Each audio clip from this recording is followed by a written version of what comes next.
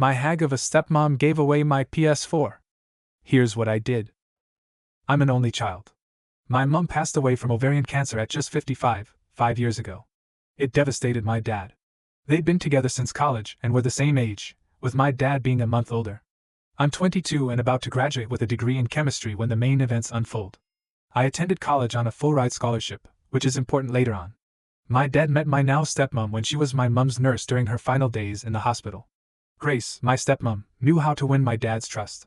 She was empathetic, nurturing, and comforting after my mom passed. I was 17 and old enough to see that she was trying to worm her way into my dad's life for his resources. But it was up to my dad if he wanted a relationship with her. I was in my final year of school and had just earned a scholarship to study abroad the following year. Dad mourned my mom for a year, during which Grace would check in on him every month, in my opinion, to assess the situation. After a year, Grace made her move. She was only 40 when she and my dad started seeing each other. I didn't like her, but at least my dad didn't seem as depressed, so I tried to be more open-minded. Despite my efforts, I couldn't trust her. But we're Scandinavian, and in my family, sons don't tell their fathers what to do. Grace is from the Czech Republic, in case you were wondering. My father was a successful banker and had amassed considerable wealth. To cut a long story short, after 6 months of dating, Grace and my dad married. My dad never fully recovered from losing my mom, and his health declined even though he was only 57. As his health worsened, he called me to him and asked, "Son, what do you need to set you up in life?" I told him I didn't need anything, that I could take care of myself, but I did remind him he had sisters with children, my aunts and cousins. I also reminded him about my full scholarship, and told him not to worry about giving me money. He passed away a year later at 59. I considered the conspiracy theory that Grace might have poisoned him and got him to sign over his money to her, but I genuinely don't believe that. Other relatives didn't like Grace either, but they knew my dad was utterly heartbroken after my mom died. In his will, my dad left me his 5-bedroom house, even though I hadn't expected or asked for it. He also gave small endowments to his sisters and their children. He left about 80% of his wealth to Grace, which was several £100,000. Despite his generosity, he still left me tens of thousands, which was very useful. Grace pretended to be friendly but was clearly angry she didn't get the house. She was particularly upset because we lived in a very upscale area where houses sell for a fortune. During the first few months after my dad's death, it was creepy knowing that Grace was trying to see if I might be interested in a relationship with her. Gross. She stayed at the house, having become accustomed to living there and acting like she owned it. Although I officially owned it, I was away at college and only visited occasionally to see my cousins. I downplayed my ownership, and over time, Grace seemed to forget she had no legal right to the house. She probably believed I was independently wealthy and would give up the house to her. I knew I'd eventually have to evict her, especially when she started dating some new guy only 5 months after my dad's death. One time, when I came home after graduating, she and her new boyfriend, Ivan, acted like I was a guest in my own house. I played along.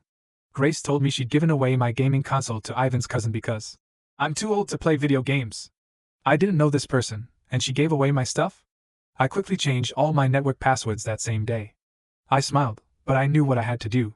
Grace also said she and Ivan were getting married because I just can't mourn your father forever. I have to move on.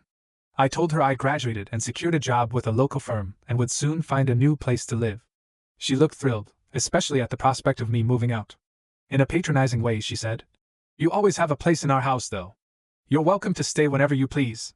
I said I'd probably have a new place in 3 months. She said that was wonderful as she intended to go back to her homeland for her wedding and honeymoon. She assured me it was a local affair, otherwise she'd invite me, and that she knew I was busy. I congratulated her. She asked if I could watch the house for her. My own house? Sure. I told her I'd take care of the house, careful not to say, "your house." As soon as Grace and Ivan left for their trip, I advertised my house for rent. I hired movers to pack up all of Grace's belongings and put them in storage. I kept all my parents' furniture. Locks? Changed. All of them.